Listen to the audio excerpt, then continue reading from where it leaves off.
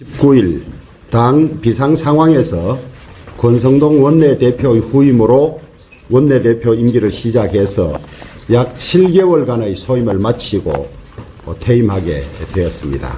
그동안 저를 도와주고 성원해 주신 동료 의원님들과 기자 여러분, 그리고 무엇보다도 국민 여러분들께 감사의 말씀을 드립니다. 저희 원내대표 시기는 윤석열 정부 첫 1년의 시기와 겹칩니다. 새 정부의 첫 1년은 여야의 공수가 교대되는 시기이기도 하고 새 정부의 5년간의 국정계획의 초석을 놓는 시기이기도 합니다. 이러한 시기에 원내대표를 맡아서 조금이라도 기여했다는 데 대해서 보람을 느낍니다. 물론 그것은 무한한 인내의 시간이기도 했습니다. 저는 종종 원내대표 직업을 극한 직업이라고 표현하기도 합니다마는 특히 여소야대 상황에서 공수가 교대되는 정권 초 1년은 초극한 직업이라고 할 만큼 여러 가지 고충이 많았습니다. 그것도 보통 야당입니까?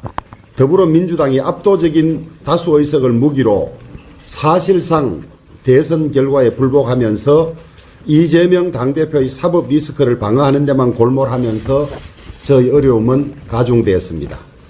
모두 기억하시겠지만은 민주당은 윤석열 정부의 중점 법안을 거의 모두 거부했고 2023년 예산안 심의 과정에서도 윤석열 정부의 핵심 사업 예산은 모두 삭감했고 새 정부가 출범했으면 적어도 일은 시작할 수 있게 해줘야 하는데 자신들의 예산을 반드시 관철하려고 하면서 시작 자체를 막는 상황이었습니다.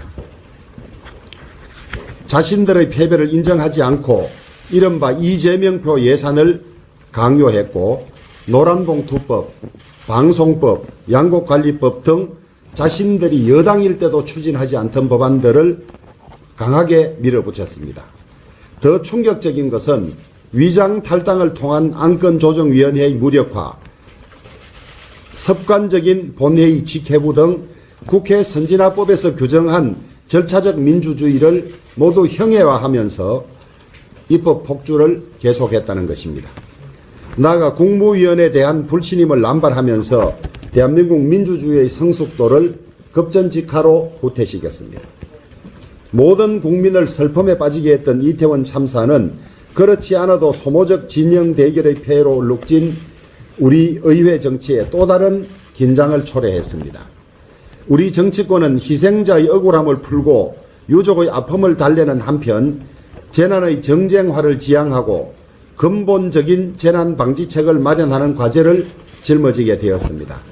우리 모두 기억하는 것처럼 그것은 몹시도 힘든 일이었습니다.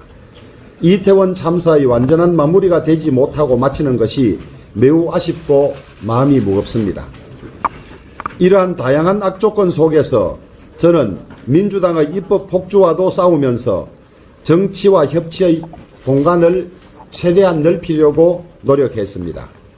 민주당과 원내 지도부 오찬회동을 정례화해서 치열한 대결 속에서도 소통과 상호 이해의 끈을 놓지 않았고 날선 어조 속에서도 허심탄회한 대화를 나누려고 노력했습니다. 그 결과 2023년 예산안을 연내 합의 처리했고 난항을 겪던 이태원 참사 국정조사도 여야가 함께 할 수 있었습니다. K칩서법을 비롯한 89건의 국정과제 법안을 합의 처리한 것, 그리고 선거제도 개선을 위한 전원위원회가 열릴 수 있게 된 것도 성과라면 성과입니다. 저 개인으로서는 보람있고 명예로운 시간이었지만은 아쉬움이 없을 수가 없습니다. 가장 큰 아쉬움은 신뢰와 협치의 정치가 정착되기까지는 아직 많은 시간과 노력이 필요하다는 것을 재삼 확인한 사실입니다. 지난번 원내 교섭단체 연설에서도 말씀드렸습니다마는 지금 대한민국은 세기적 전환기에 처해 있습니다. 북핵 위기와 산업구조의 근본 변화에 세계 질서의 재편과 초저출산이라는 인구학적 위기 등 복합 위기의 퍼펙트 스톰이 몰아치고 있습니다. 우리 정치권 전체가 손을 맞잡고 국민들을 이끌지 않으면 이 폭풍우를 헤쳐나갈 도리가 없습니다.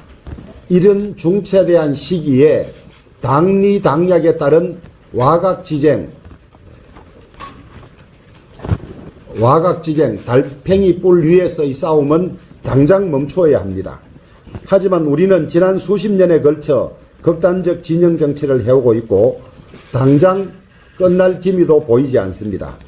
이와 관련해서 저는 특히 그리스 아테네 민주주의의 몰락을 떠올리지 않을 수 없습니다.